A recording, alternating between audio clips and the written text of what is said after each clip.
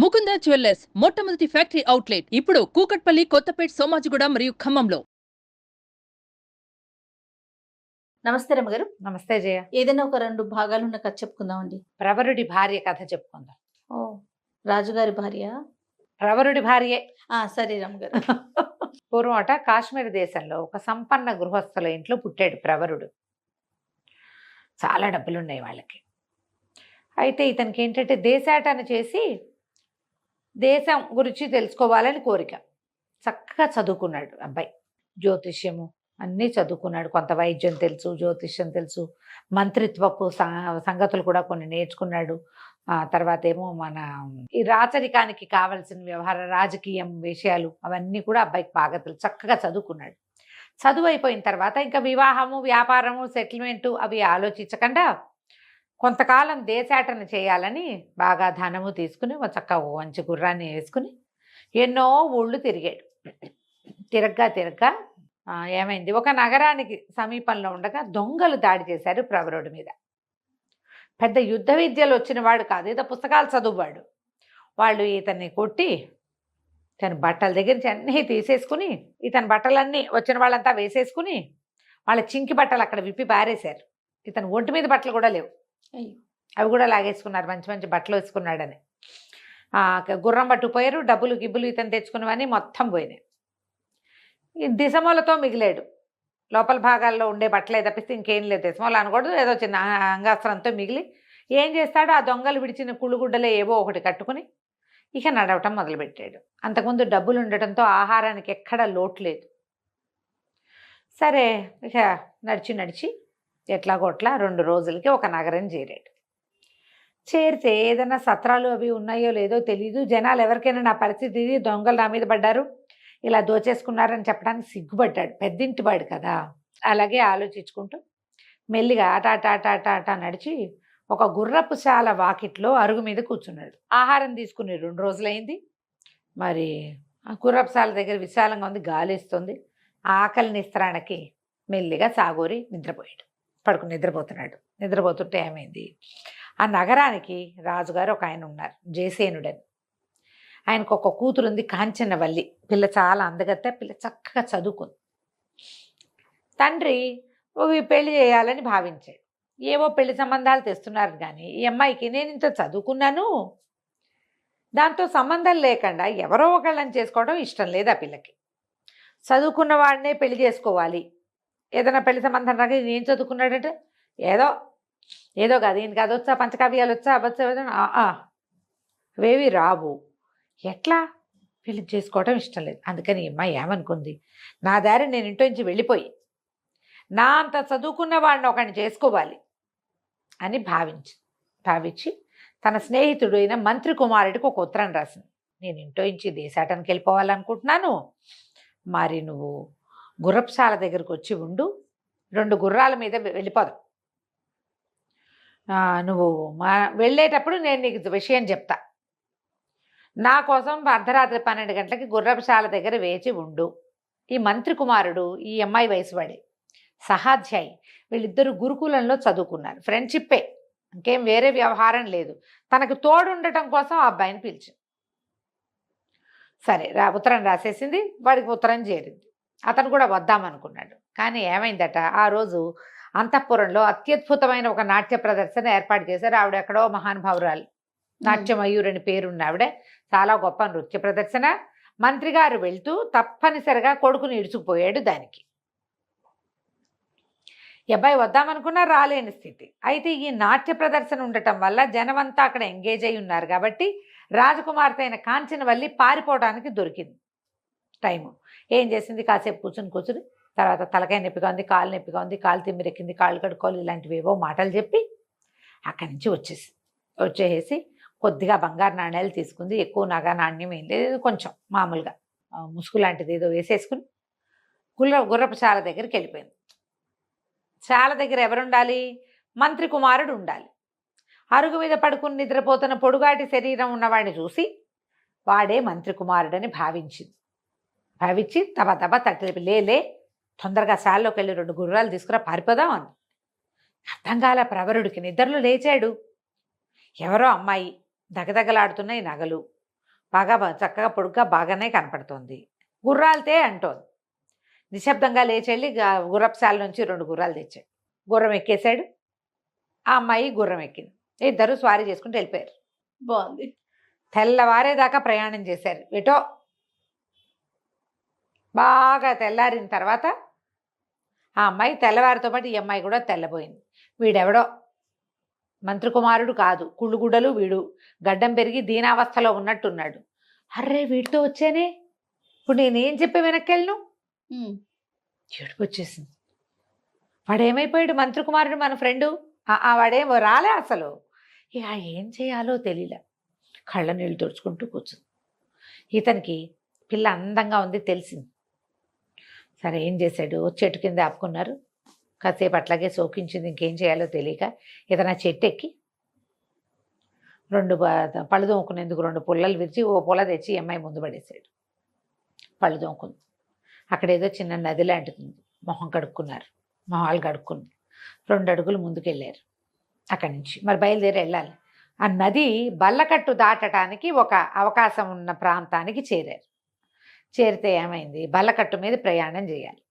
ఇంతలో ఆ బల్లకట్టు దగ్గర ఒక ముసలావిడ, బల్లకట్టు నడుపుతాడు కదా, పంటో ఏదో అంటారు, పంటు దాని పేరు. ఈ ఒక ప్రవాహానికి ఇటు నుంచి అటు మార్చేదమా వెళ్తుందనమాట. దాంట్లో మన వాహనాలు కూడా ఎక్కించవచ్చు. ఈ గోదావరి జిల్లాలో ఉండే వాళ్ళకి ఈ పంట సంగతి తెలుస్తుంది. అదేమిటో పంటు అంటారు, అదేమిటో FOPO నాకు తెలీదు. ఓకే. మనం కొన్ని సినిమాల్లో కూడా మనకి దాటని బల్లకట్టు అంటే అదే. అక్కడి నుంచి ఒక ముసలావిడ బతిమలాడుతుంది. బాబు బాబు డబ్బులు లేవు నాయనా, అవతల దారికి చేర్చు, బేద్దాన్ని, ఎప్పుడో ఖాళీ ఉన్నప్పుడు ఇటు వచ్చాను, ఇంకా నాకు ఇక్కడ పని దొరకట్లేదని బతిమలాడుతుంటే వాడు ఒప్పుకోట్ల. నేను అట్నుంచి ఇటు నుంచి మారుస్తానా, రూపాయి లేకుండా నేను ఎట్లా చేస్తాను, నేను అట్లా చేయను అన్నాడు. ఇప్పుడు డబ్బులు కావాలి అని అర్థమైంది ఈ కుర్రాడికి, ప్రవరుడికి. ఆ అమ్మాయికి వేసి వీడి దగ్గర ఏం డబ్బులు ఉన్నాయి, వీడితో అంతా దొంగలెత్తిపోయారు కదా. చూసేసరికి ఆవిడేం చేసింది, ఇంకేం చేస్తుంది, వీడితో వచ్చాం వీడితోటే ఉండాలిగా. ఆ కొంగు చివరి మూట కట్టుకొచ్చింది ఇన్ని నాణేలు. ఓ నాణ్యం తీసి అక్కడ పెట్టింది. ఇతను ఏమన్నాడు ఆ ప్రవరుడు ఆ బల్లకట్టు వాడితోటి, బాబు మమ్మల్ని పడవ దాటిచ్చు, నది దాటిచ్చు, మాతో పాటు ఈ ముసలమ్మని కూడా రాని, మా డబ్బులకి ఒక నాణ్యం ఒక్కర్లా దానికి, అందులో పావు వంతే సరిపోతుంది. కానీ ముసలావిడిని కూడా, మరి వీళ్ళ దగ్గర చిన్న నాణ్యాలు లేవు, వాడేమి చిల్లర ఇవ్వాల, ఈవిడిని కూడా ఎక్కించుకో, మా గుర్రాలను కూడా ఎక్కించుకుంటామని చెప్పాడు. చెప్తే సరేనన్నాడు. ముసలావిడ కూడా వచ్చింది. ఆవిడ ఏమనుకుంది, చక్కగా ఉన్నాడు కుర్రాడు, మాటలు మార్చిపోయింది, పిల్ల అందంగా ఉంది, భార్యాభర్తలు అయి ఉంటారు అని భావించింది. యువతలకు వచ్చాక ఏమంది, అది హేలాపురం అని ఒక నగరం. ముసలావిడ చెప్పింది, బాబు నన్ను మీతో పాటు తీసుకెళ్ళండి, ఏదో వండి పెట్టి మీ వెనకాల ఉంటాను, పని చేసి పెడతాను నాయన, ఎటాగూ నా పొట్టు ఇట్లాగే పోసుకోవాలంటే, అట్లాగే అవ్వా కాలో గంజో కలిసే తాగుదాందా మాతోటి అని చెప్పి. ఇప్పుడు రాజకుమార్తెకి అట్లా ఎవరితోటైనా సాయిలాపాయిలాగా మాట్లాడడం రాదు, ప్రవరుడికి వచ్చు. ఎందుకంటే ఇతను ఆల్రెడీ కొన్ని నెలలుగా ప్రయాణాల్లో ఉన్నాడు, బయట తిరుగుతున్నాడు కదా, మంచిగా మాట్లాడాలి పెద్దవాళ్ళతో. ఇక ఆ ముసలమ్మని వెంట పెట్టుకుని ఆ నది దీని నుంచి హేలాపురంలోకి ప్రవేశించారు. 2-3 కలిసి వెళ్ళి లోపలికి వెళ్ళారు. ఓ సత్రం ఏదో దొరికింది. ఆ సత్రంలో శుభ్రంగా భోజనాలు చేసి పడుకున్నారు. పడుకుని మెల్లిగా ప్రయాణం చేసి నగరంలోకి వెళ్ళారు. నగరంలోకి వెళ్ళాక ఇతను ఏం చేశాడు, మీరు ఇక్కడే ఉండండి అని ఊళ్ళోకి వెళ్ళి అక్కడ కూడా ఒక సత్రం ఏదో చూశారు, అక్కడ ఉన్నారు గుర్రాలు వేసుకుని. ఇతను మర్నాడు పొద్దున్నే లేచి కాస్త స్నానం చేసి ఆ ఒంటి మీద ఉన్న గుడ్డల్ని కాస్త ఏదో సరి చేసుకుని వ్యాపారస్తులు ఉండే కూడాళ్ళ దగ్గరికి వెళ్ళి ఒక కొట్లోకి వెళ్ళి, అయ్యా నాకు కొంచెం జ్యోతిషం తెలుసండి, దినఫలాలు అవి చెప్పగలను, దాన్ని బట్టి మీ వ్యాపారం వృద్ధి చేసుకోవచ్చు, ఆసక్తి ఉన్న వాళ్ళు మీ నక్షత్రాలు, మీ జ్యోతిషం, మీ జాతక చక్రాలు ఇవ్వండి అన్నాడు. అందరికీ ఉండదు కానీ కొంతమందికి ఇంట్రెస్ట్ ఉంటుంది. ఒక 4-5 ఇవి ఇచ్చారు. ఇవ్వగానే ఇతను ఏం చేశాడు, అందరికీ చూసి, ఈ సమయం మీకు బాగోలేదండి, ఇక్కడ ఒక ఎర్రటి వస్త్రం కట్టండి, మీరు తెల్ల చొక్కా వేసి కూర్చోండి, ఈ వస్తువే మీరు ఇవాళ బాగా అమ్మండి, దాన్ని ఎక్కువ తెచ్చిపెట్టుకోండి, అది మీకు అమ్ముడవుతుందని 3కో ఏమో చెప్పాడు. వాళ్ళు 3 వస్తువులు అవన్నీ తెచ్చిపెట్టుకుని, బాబు కొన్ని సామాన్లు తీసుకెళ్ళండి, పప్పు ఉప్పు ఆ రోజుకి సరిపడా వంట సామాన్లు ఇచ్చేశారు. ఇతను ఏం చేశాడు, సత్రానికి వచ్చి ఆ అవ్వతోటి, ఇదిగో సామాన్లు తెచ్చానవ్వ, వంట చేసేసి అంటే వంట చేసేసారు. రాజకుమార్తె నిశ్శబ్దంగా తినేసింది. ఇతను ఆ అమ్మాయి వైపు చూడలేదు, ఆ అమ్మాయితో మాట్లాడలేదు. మధ్యలో ఈ అవ్వ ఉంది తడిక. ఎవరైనా సరే అవ్వకే చెప్తారు, వీళ్ళిద్దరూ ఏదో మాట్లాడుకోరు, అలకగా ఉంటారు, కానీ భార్యాభర్తలేనని నమ్మింది ఆవిడే. ఇతను ఒక రెండో రోజు వీళ్ళు వెళ్ళేసరికల్లా ఈ ముగ్గురికి ఇంకో ముగ్గురు తయారయ్యారు. రండి అయ్యగారు అని చెప్పి ఒక ఆయన బట్టల కొట్టు ఆయన ఉన్నాడు. ఆయన చక్కగా మంచి మేలు వస్త్రాలు చింపించి ఈయనకు ఒక అంగరఖాలు లాంటివి కుట్టిచ్చేసాడు. 2 గంటల్లో 2 జతల బట్టలు ఇచ్చాడు. స్త్రీజనం ఉన్నారని తెలుసుకుని ముసలమ్మకు 2 చీరలు, రాకుమార్తెకు 2 వస్త్రాలు ఇచ్చాడు. వ్యాపారం వాళ్ళది అభివృద్ధి అవుతుంది. క్రమంగా ఈయనకి క్లయింట్స్ పెరిగారు. పెరిగారు. పెరగ్గా ముందుకెళ్తుంటే ఏముంది, క్రమంగా వీళ్ళు వంట చేసుకునే సాధనాలు పెరిగినాయి. చక్కగా వంట రుచికరంగా పెరిగింది. ఇతనికి మంచి పేరు వచ్చింది. వ్యాపార సముదాయాల్లో అందరూ మంచి మంచి మాటలే చెప్పుకుంటున్నారు. క్రమంగా ఇతనికి ఏమేమి వచ్చు అని తెలుసుకున్నారు. ఈ అబ్బాయి జమాలజీ వచ్చు ఇతనికి. రత్నాలని గణించటం, ఈ రత్నం మంచిదా కాదా, దీనికి ఇంత రేటు పెట్టచ్చా పెట్టకూడదా అవి కూడా చెప్పగలడు. బాగా వ్యాపార సముదాయాల్లో ఎంత పేరు వచ్చిందో, చాలా పేరు వచ్చింది. ఆ ఊళ్ళో ఉన్న రత్నాల వర్తకుల్లో ఒక ఆయన, అయ్యగారు మీరు అటు ఇటు తిరగద్దు, మా కొట్లో నౌకరికి ఉండండి. వీళ్ళందరికీ మంచి మాటలు చెప్తూ వాళ్ళ దగ్గర నుంచి వచ్చేది వస్తూ ఉంటుంది. నేను నెల జీతం ఇస్తా, నాకు రోజు వచ్చే వజ్రాలని వాటి వెల వాటి ఇది దానికోసం మీరు మాకు పనిచేయాలి చేస్తారు కదా, నాణ్యత చూడడానికి దాన్ని ఏదో అప్రైజరో ఏదో అంటారు, ఉండండి అన్నారు. సరే అక్కడే ఉన్నాడు. నెల జీతాలు వస్తున్నాయి. చక్కగా ఇల్లు వాకిలి ఏర్పరచుకున్నాడు. ఆ అమ్మాయిని పెట్టుకుని ఉన్నాడు. కాంచనవల్లి ఇతని భార్యగానే చెలామణి అవుతుంది, కానీ వాళ్ళిద్దరి మధ్య మాటలు కూడా లేవు. సరే ఏమైంది, ఆ కందర్పకేతు అని ఆ హేలాపురి నగరానికి రాజు. ఆయన దగ్గరికి ఎవరో ఒక వర్తకుడు ఒక బ్రహ్మాండమైన వజ్రం తెచ్చాడు. కోట్లు విలువ చేసేది. రేటు కట్టించి తీసుకుంటామన్నాడు రాజు. ఈ ఊళ్ళో ఉన్న వజ్రాల వర్తకులు రత్నాల వర్తకులు ఉంటారు కదా, వీళ్ళందరినీ పిలిచాడు కందర్పకేతువు. పిలిస్తే అందరూ వచ్చారు. వీళ్లలో మన ప్రవరుణ్ణి నౌకరికి ఉంచుకున్న ఆయనకు కూడా పిలుపు వచ్చింది. ఆయన వెళ్తూ రండి బాబు అని ఈయన్ని కూడా వెంబడి పెట్టుకెళ్ళాడు. ప్రవరుణ్ణి కూడా అందరూ 50 లక్షలు అన్నారు, 70 లక్షలు అన్నారు, 1 కోటి అన్నారు, 2 కోట్లు అన్నారు. ప్రవరుడు వంత వస్తే బాగా చూసి రూపాయి దీని విలువ. ఆ రూపాయి కూడా దీన్ని నగిషి పెట్టాడు కదా, ఒకడు వజ్రాన్ని చేస్తారు కదా, నగిషి పెడతారు కోణాలు వచ్చేలాగా. ఆ పనివాడికి ఆ రూపాయి ఇవ్వాలి, ఇది గుడ్డి గవ్వకి విలువ చేయదు. పనిచేశాడు కాబట్టి వాడికి రూపాయి అనగానే ఆ వర్తకుడు పెద్ద పెద్ద కేకలు పెట్టాడు. ఇంత మాట అంటావా, వీళ్ళందరూ కోట్లు చెప్తే నువ్వు ఈ మాట అంటావా, ప్రూవ్ చేయి దీన్ని, ప్రూవ్ చేయండి అంటే ప్రూవ్ చేస్తానని ప్రవరుడు ఏం చేశాడు, ఒక ఇనప రాయి ఒకటి తెప్పించండి, 1 కేజీ రవీసరాయి లాంటిది. ఈ ప్రవరుడు ఆ రాయి తెప్పించగానే ఈ వజ్రాన్ని వేసి దానికి వేసుకుంటాడు. మామూలుగా వజ్రం పగలదు, ముక్కా చెక్క అయిపోయింది, గాజురాయి పగిలినట్టు. పగిలేసరికల్లా వర్తకుడు ఏడుపు ఒకటే తక్కువగా వెళ్ళిపోయాడు. ఆ అమ్మడానికి వచ్చినవాడు. కందర్పకేతు ఆశ్చర్యపోయాడు, ఇంతమంది చేయలేని పని వీడు చేయగలిగాడు. అక్కడి నుంచి ఆయన ప్రతిసారి సలహాకి సంప్రదింపుకి పిలవడం మొదలుపెట్టాడు. అక్కడి నుంచి వ్యాపారస్తుల్లో కొంతమంది ఈయన ముహూర్తాలు బాగా పెడతాడండి, టైం గణన బాగా చేస్తాడు, ప్రయాణాలకి ఈయన పెట్టే ముహూర్తం ఆనందాది యోగాలు చాలా బాగా చెప్తాడని క్రమంగా చెప్పుకున్నారు. ఈ రాజుగారు ఎంతసేపు పిలిచేవాడు. పిలిచి కొన్నాళ్ళకి ఏమైంది, కందర్పకేతు గారి మంత్రి చనిపోయాడు. ఈయనకేమనిపించింది, మనం ప్రవరుణ్ణే పెట్టుకుందాం మంత్రిగా. ఇతనికి అన్ని విషయాలు తెలుసు, రాజకీయ వ్యవహారాలు తెలుసు, జ్యోతిష వ్యవహారము తెలుసు, రత్నాలు రాసులు వాటి గురించి కూడా, యుద్ధ విద్యలు రావంతే కానీ వాటి విషయం తెలుసు ఇతనికి. అందుకని ప్రవరుణ్ణి మంత్రిని చేశారు. మంత్రి అయ్యాక అప్పుడు ప్రవరుడి కుటుంబం గురించి అందరికీ ప్రశ్న వచ్చింది, ఎవరు ఏమిటి ఏంటి సంగతి అని. అయితే ఈ ప్రవరుడిలో ఒక చాకలమ్మాయి బట్టలు ఉతికేది. ఆవిడే రాణిగారి అంతఃపురం, అమ్మాయే రాణిగారి అంతఃపురానికి కూడా వచ్చేది. దాని ద్వారా మంత్రి గారు ప్రవరుడి భార్య మహాద్భుత సౌందర్యవతని ప్రచారంలోకి వచ్చింది. రాజుగారికి రాణిగారికి తెలిసింది, అబ్బో కొత్త మంత్రి గారి భార్య భలే అందగత్తండి, చాకలు చెప్పిందని చెప్పి ఈయనకి ఆ సౌందర్యవతిని చూద్దామనిపించింది. రాజుగారికి ప్రవరుడి భార్య చాలా అందగత్తని చాకలు దాని వల్ల విని రాజుగారు చూద్దాం అనుకున్నాడు. మీ ఆవిడ చూపించు అంటే బాగోదు కాదు రమ్మగారు, బాగుంది అనగానే కదా, మామూలుగా చూద్దాం అనుకున్నాడు. అయితే ఏమైంది, ఎలా పిలుస్తాం, ఎలా చూపించమని అడుగుతాం, అందుకని బాగా ఆలోచించి ఇవాళ భోజనానికి రండి మా ఇంటికి అని రాజుగారు ప్రవరుణ్ణి పిలిచాడు. ప్రవరుణ్ణి తనతో పాటు సహపంక్తి భోజనాన్ని కూర్చోబెట్టుకుని రాణిగారితో వడ్డం చేయించాడు. ఇప్పుడు రాణిగారే వడ్డం చేసినప్పుడు రేపొద్దున మనం కూడా భోజనాన్ని పిలిస్తే మన ఆవిడే వడ్డించాలి. అర్థం కాలే, మీ ఇంటికి భోజనానికి ఎప్పుడు పిలుస్తున్నావు నన్ను అని హింట్గా అడిగాడు.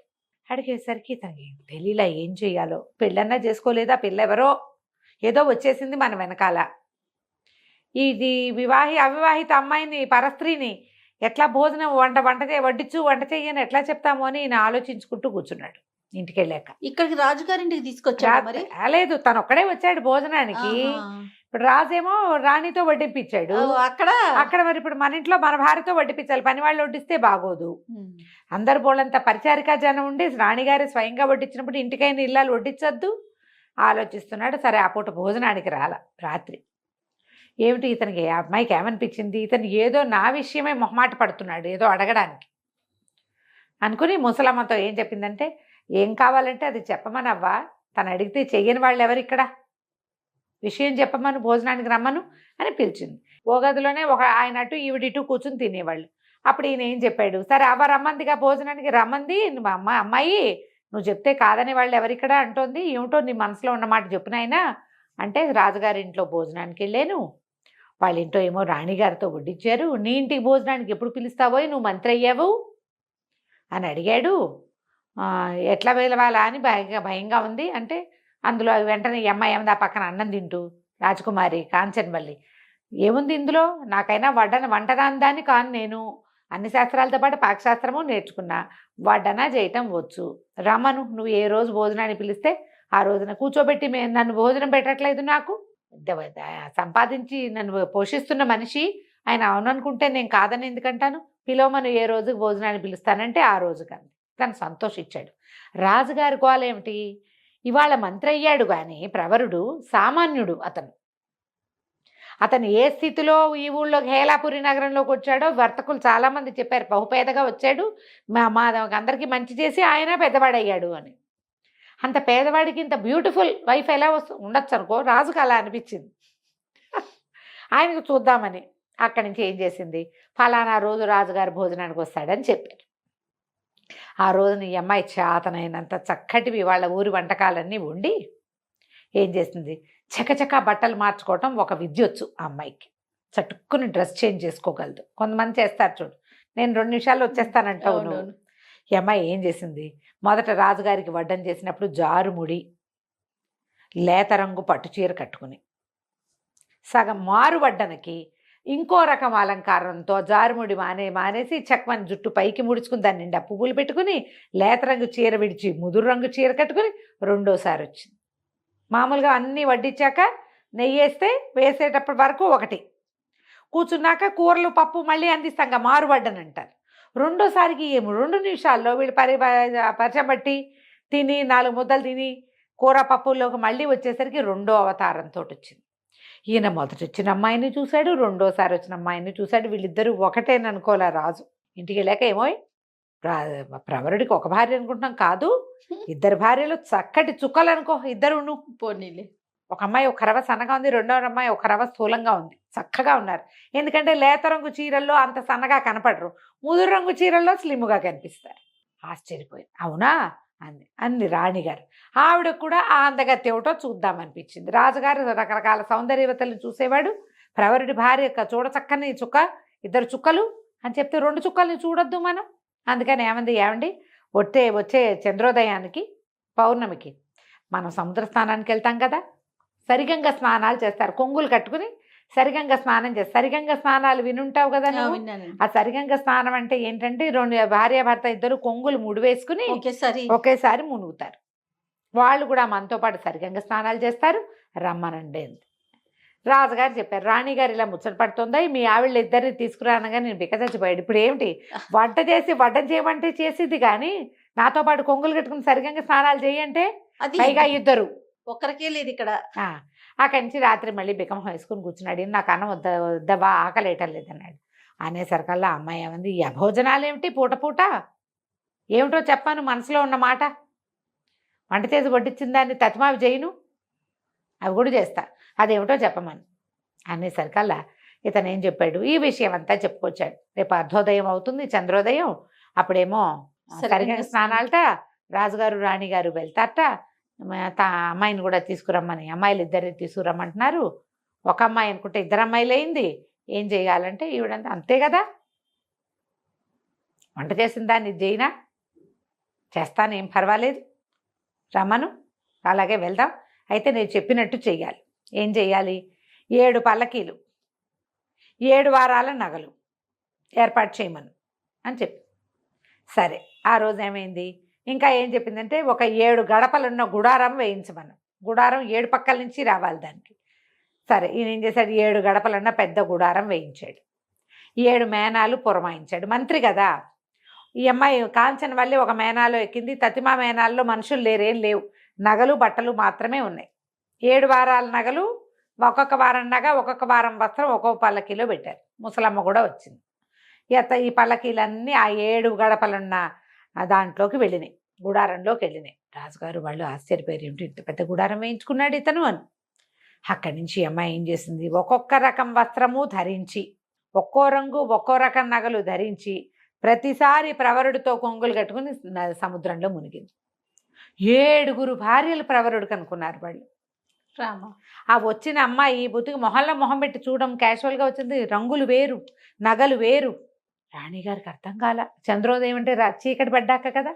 కానీ 7 అమ్మాయిలు, 7 భార్యలు. ఓహో అనుకుంది ఆవిడ, అదృష్టవంతుడు, 7 భార్యలతో కాపురమా, ఆహాహా అనుకున్నారు.